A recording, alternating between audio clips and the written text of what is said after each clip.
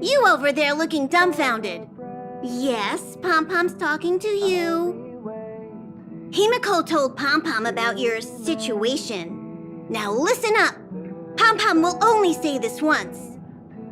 Pom-Pom's sure there have been lots of people telling you how special you are lately. But this is the Astral Express, and everyone on here has their secrets. Since you chose to board, you can abide by the rules. You're not the only special one here. You'd best remember that. I'm Pom-Pom, the conductor. Just come find me if you have any trouble. What do you think? Does the Astral Express look the same as you imagined? March said something like that at first, too.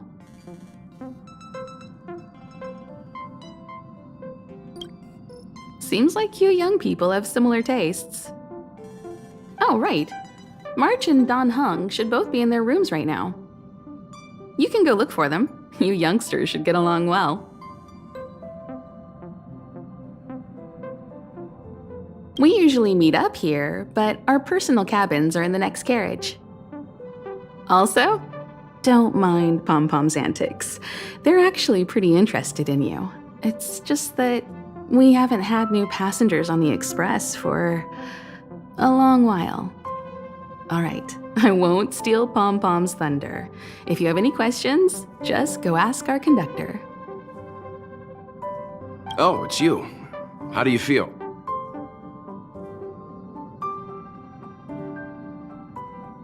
I'll check you out in a minute. In any case, I have to thank you for saving March.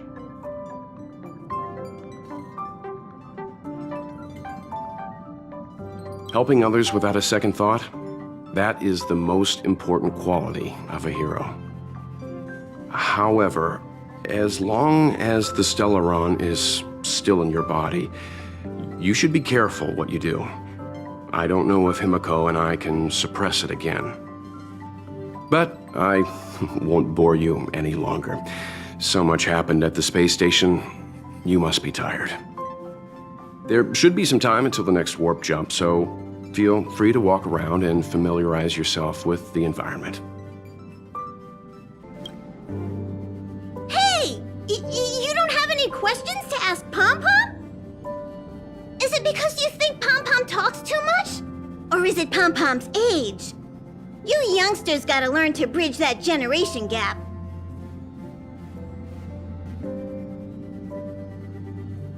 Oh? Why are you interested in her room? Ah, Pom-Pom remembers Himiko saying that you saved her. Very brave. Very foolhardy.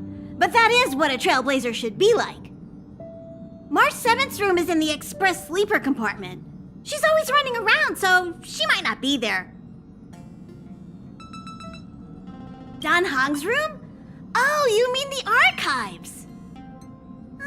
He's just sort of living in there, I guess. I can't be bothered getting him out. March 7th's room is right next to the archives. You can visit him on the way. You recognize this as well? Himiko always likes to bring back weird junk and try to fix it. That also got modified a bit. Pom-Pom still needs to prepare for the Express's warp jump. You can look around the place yourself. No matter where you go on this train, Pom-Pom will always have my eyes on you. Himiko likes using the phonograph a lot. She says it can play melodies from the past. Welt likes collecting these jet black discs. It seems like they could be antiques. He'd be very happy if you could bring a few back.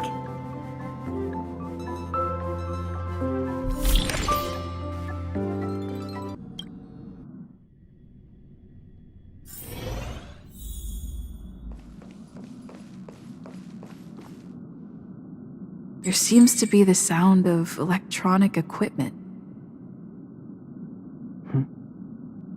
Who's there? I learned to sense incoming visitors after people kept barging in so frequently. Can I help you? Feel free. This is open to everyone on the Express. While many of the roads that Akivili traveled along no longer exist, I think it's still meaningful to record our adventures as current passengers of the Express. I enter the collected data into the Archives databank. I try to catalog the people and places the Express encounters, and compare and contrast them with the existing records. Do you see the terminal over there? It can be used to view information already stored in the databank. Do give it a go.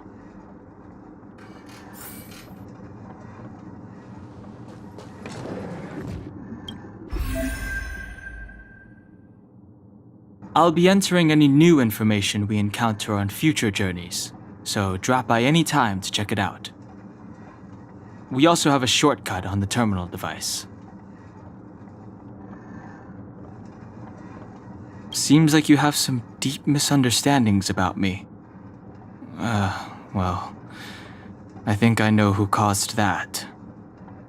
I have matters to attend to. Feel free.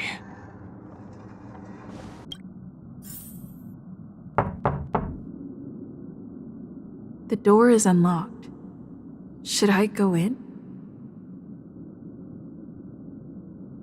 Just one look should be fine, right?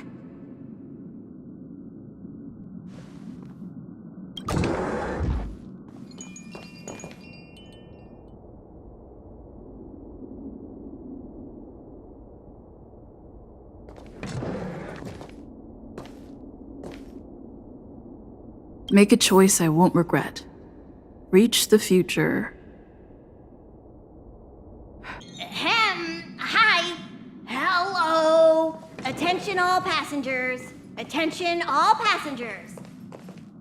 The Express is about to conduct a warp jump. All passengers, please gather at the main hall. I repeat, the Express is about to conduct a warp jump. All passengers, please gather at the main hall. What's wrong? You look like you were about to say something. Oh, I think I know what you're going to ask. You've come to the right person. Ooh, you want to know more about the Express? I'm glad. After all, it's an important companion of ours. The Astral Express was a tool created by Akivili the Trailblaze, who used it to transport themselves and the Nameless across the galaxy. It is rumored that there are other vehicles like it, but the Express has no such records. When I found the Express, its memory had been severely damaged, with much of its valuable information lost. All I know is that the Express is an aspect of creation built by Akivili themselves and used to travel the cosmos. As for how it was built and how it was damaged, I do not have an answer. The Express is traveling on a route that the Trailblaze once embarked on. The names of some destinations have been lost, but the first and final stops were both at Pagana, Akivili's homeworld. We speculate the Astral Express started its journey from Pagana, stopping at each destination along the way before returning there for its next journey. However, the appearance of the Stellaron has caused a delay at each stop.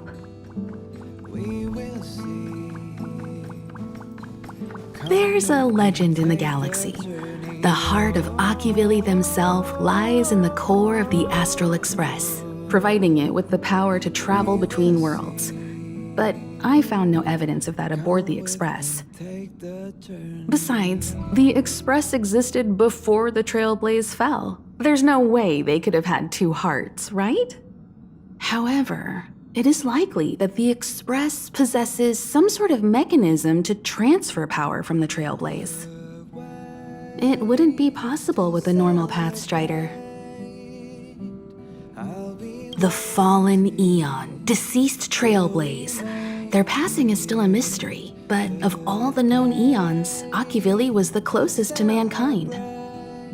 In the databank aboard the Express, it is recorded that they walked among the mortals, adventuring, fighting, and celebrating with them. Although they were an eon restrained by the prima mobile, Akivili enjoyed a freedom similar to us mortals. They were different from most. But their passing came so suddenly that it was thought they were killed by another eon. I don't believe that to be the case. The galaxy is endlessly vast. I wouldn't know where to begin, especially when you ask me like that so suddenly. I've been to many different worlds, yet I still know very little about the galaxy, simply because it's too vast. As for its nature, there are a few theories that I can share with you. The most popular is probably the cosmos tree theory, proposed by Xandar, emanator of erudition and the first member of the Genius Society. He compared the galaxy to an enormous imaginary tree, with its leaves being individual universes. Therefore, only eons who draw their energy from the imaginary and emanators who are blessed by eons can travel through the spaces filled with imaginary energy. That's why planets where civilizations exist are so similar. However, the theory has its flaws. Elias Salas, the 56th member of the Genius Society, invented remote detection, disproving that the imaginary is unique. This shook the foundation of the cosmos tree theory. There are other theories as well. The stretching theory, the heat torch theory, and the parallel imaging theory. The Riddlers claim the galaxy is just a dream, and IX's followers seem to like that claim. Eons are the most mysterious beings in the galaxy. All we know is that they ascended from the form of intelligent beings. As for the how and why, even the geniuses over at the Genius Society haven't the slightest clue. Upon ascending to eonhood, that being gains power over the paths, free to choose the allocation of imaginary energy however they wish, while suffering the restrictions of the prima mobile. The Eon of Destruction seeks only to destroy the universe, while the Eon of Erudition wants to find the answer for all that exists. Meanwhile, the Eon of Preservation continues to forge walls, and the Eon of Enigmata devotes itself to obscuring all that is known. A cloud of mystery shrouds the Eons. I heard Madame Herta recruited a team to try and solve the mysteries about them. Compared to the Eons, the factions are much easier to understand. Mortals with the same objective gather together to practice their understanding of eons and paths. Many eons are unreachable, but the factions are close to us. After Akivili trailblazed across the galaxy, people became aware of the existence of other worlds. Gradually, more people started trying to use the power of the eons to travel between worlds. The Interastral Peace Corporation is a good example. They worship Klapoth, the Eon of Preservation, but somehow became the largest economic entity in the galaxy. Another example is the Genius Society. There are no shortages of eccentrics like Madame Herta who dedicate themselves to scientific research under the protection of the erudition. These factions possess the same power as us to voyage between worlds. It would be hard to travel through the galaxy without them. The birth of an eon gives rise to a path. The nature of the paths remains a mystery, leaving us to draw an analogy in a way that mortals can understand. It's a philosophical concept of sorts. A person is considered to be on a path when their will overlaps with that path. If the person has a strong enough will, they can draw power from that path. Those who can do so are called Pathstriders. Pathstriders possess extraordinary power, but are still insignificant compared to the eons, like a drop of water in a vast ocean. Sometimes eons will bestow a mortal with their power, making them an emanator of that eon. I should mention that once a path is open, it cannot be closed, even with the fall of its eon. That is how we are still able to travel across the stars, despite Akivili's passing. trailblaze is our mission, and the source of strength that powers the Express to travel across the galaxy. Explore the unknown world to continue our journey ahead. Understand the local culture and immerse ourselves within it. Establish a connection with the new world, rejoice with it, and share in its fears. Connect worlds together, carving an endless path. There you are! Wait, this is your first trip, so that should be double the excitement, right? You're just like Mr. Yang, always worrying about things that haven't even happened yet. Young people should be energetic. Here, let's do some relaxation exercises. The first step is to grab a hold of the root cause of your anxiety. You really got it, huh? The second step is to focus all your anxiety on that point. Seems like you're a natural. It's not easy to reach this level of enlightenment. Now for step 3. Yank out that anxiety and cast it away with all your might. Really? I've never been able to do it successfully myself. What does it feel like? Like all your worries have been swept away? This is your first time experiencing the warp jump, so a little discomfort is unavoidable. If you're really anxious about it, I can stay here and have a chat with you.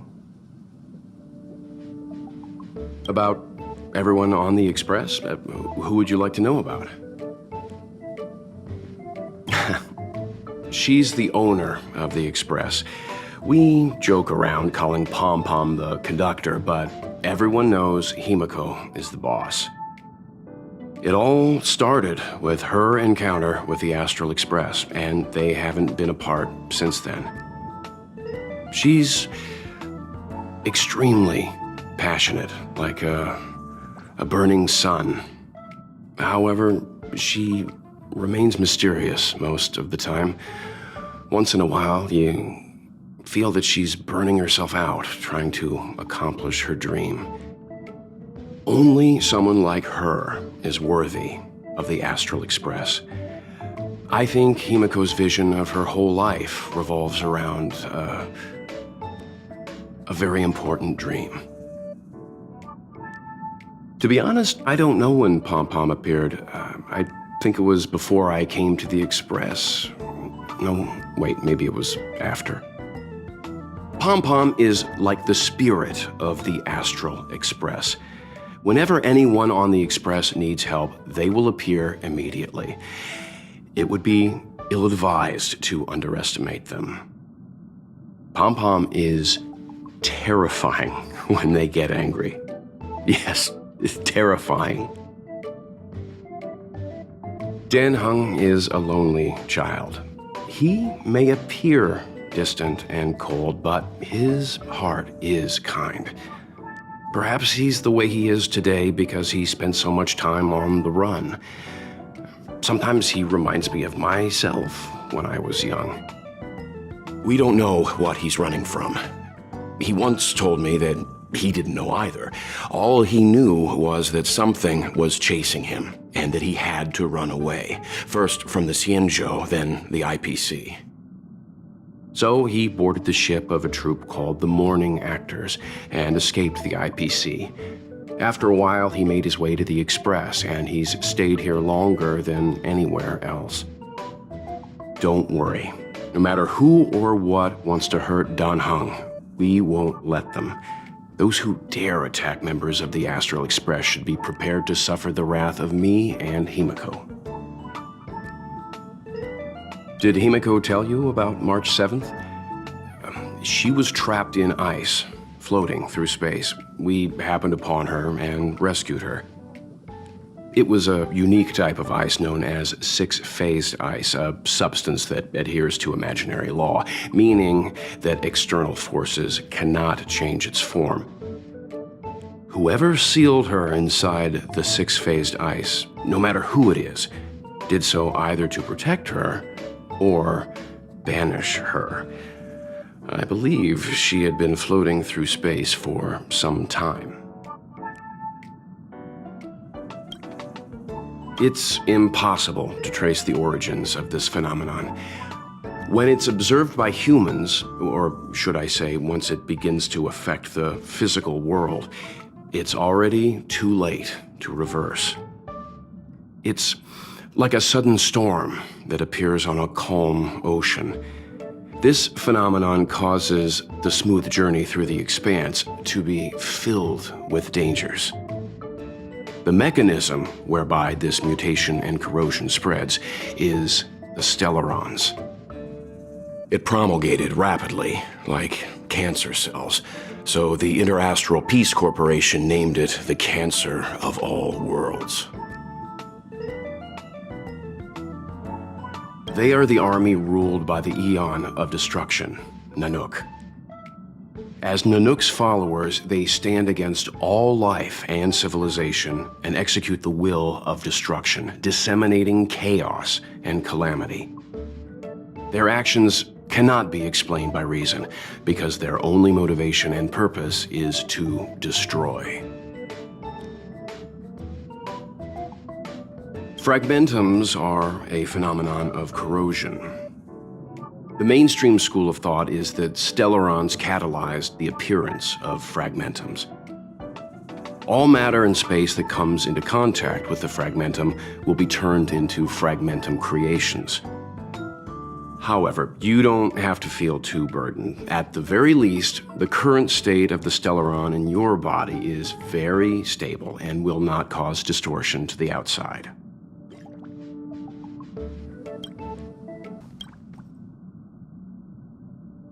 You took long enough.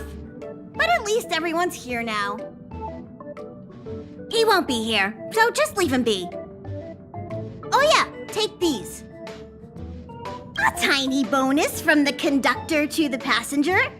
Think of it as an investment in your future growth. Okay, everyone, hurry up and find a place to sit down. Try not to be like March, always running around the express like a headless chicken. Pom-Pom's going to start the final preparations for the jump.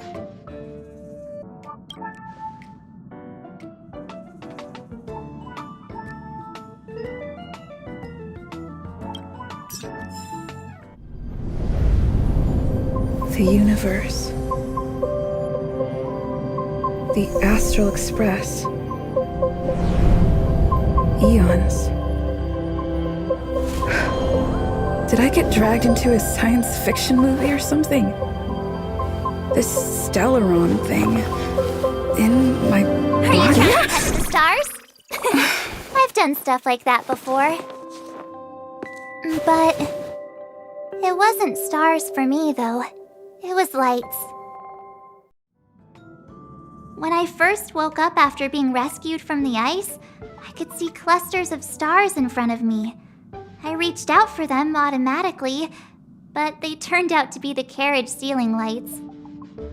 The whole crew was watching me. It was pretty embarrassing.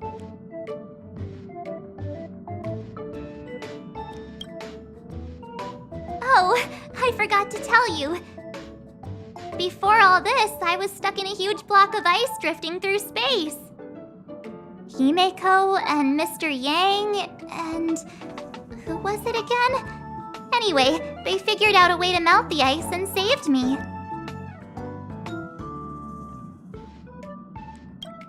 I don't remember a thing. Who I am, where I'm from, my name, it's like everything was erased from my mind. March 7th was the day they found me, so it stuck. Ever since then, I've been hanging out on this train and following it to whatever destination it decides to stop at. I'm hoping that one day I can find my past. What am I talking about this for? A way to get everyone down, huh? It's fine. I was the one who brought it up. Cheer up! It's not every day someone gets to ride on the Astral Express. Ah, here comes the conductor. The Express has reached a safe distance from the space station. We'll be jumping in about 10 minutes. Return to your seats, please. Both of you! Things could get bumpy. Thanks, Pom Pom. But did you really have to come and remind me? I'm not a newbie, you know. Well, it wouldn't be necessary, but Miss March 7th likes to challenge herself and falls over every time. That's just called never giving up. Conductor, can I get a juice, please? Thank you! We're jumping in 5 minutes. You can have something to drink when it's over. But I'm thirsty now. Oh, don't worry about me. I just want to see if I can stay on my feet this time.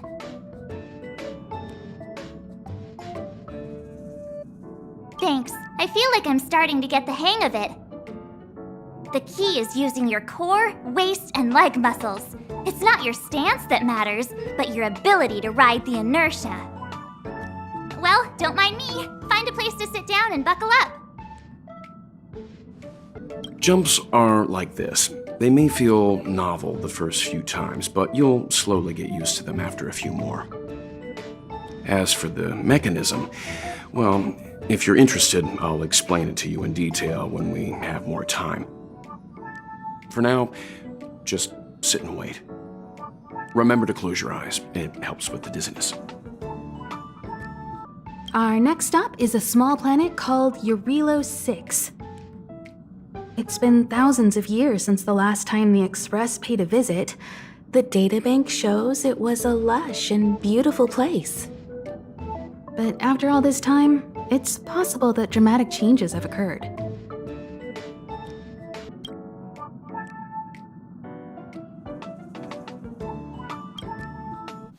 Hello? Hello, hello? All passengers, please return to your seats. The train is about to make the jump. Hold on, everyone. I won't fall over. I won't fall over. I won't fall over. 5, 4, 3, 2, 1.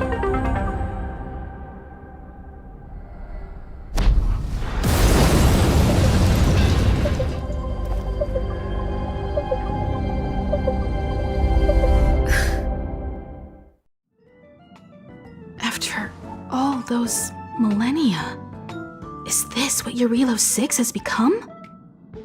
Uh-huh. So, that snowy planet is our destination this time? Yes. Looks like this trailblazing expedition won't be easy. Spatial readout anomaly. Star rail stability is down to 12%. Schedule alteration. 7-day stopover time extended indefinitely.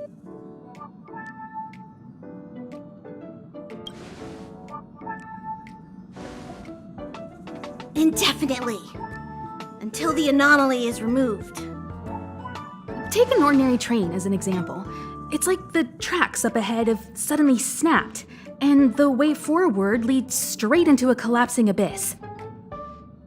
The only sensible thing to do would be to brake hard, right? If we try to force our way ahead, there could be a hefty price to pay. This again? Don't tell me. It's gotta be. The results of the preliminary analysis are here. The anomaly stems from a stellaron, as always.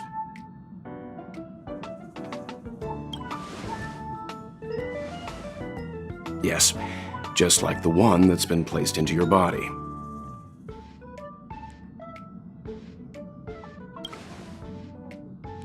Don't worry, it's not the first time our route has been obstructed by a stellaron. Stellarons are clouded in mystery. Even Herta isn't able to fully understand them. But at least we know how to neutralize their influences. The only thing we can say for sure is that their arrival causes massive changes to civilizations and ecosystems. They also generate distortions in space, such as fragmentums. There must be an inextricable connection between the Stellaron we're dealing with here and Eurilo 6 becoming a frozen planet. Our current theory is that Stellarons are seeds of disaster, planted by a certain eon throughout the universe. We can't continue to trailblaze without removing the source of the disaster.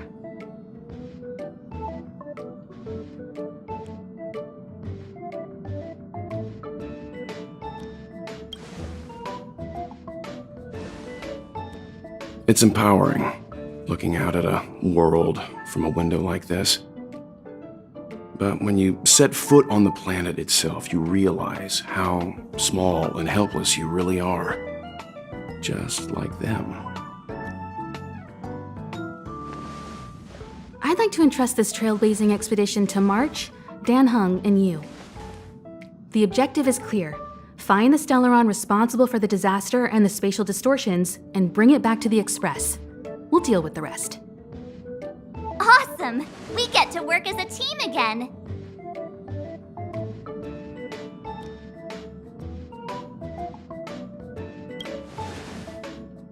Hey, that's not the spirit! So it's still not our turn. I know you really want to go, but we should give the youngsters a chance to get out there on their own. It'll be a good opportunity for them to bond. March, if you two are ready, why not go and find Dan Heng? He's probably already started collating the ecological data and survey results for Eurilo 6. It's always good to know more about the destination before you start a journey. Ever since the destruction sowed Stellarons across the universe, many worlds have changed. Nanook, the destruction, Yaosha, the abundance, Terminus, the finality. I've seen and learned a lot in my time, but I still struggle to understand some of the Eon's actions. Thanks to a brilliant performance, you guys saved the space station from a moment of crisis. Now, the Express is relying on you to get it moving again. Remember, there are 4 things we do when we arrive at a new world: explore, understand, establish, and connect. And I'm sure you'll get along really well with March and Dan Heng.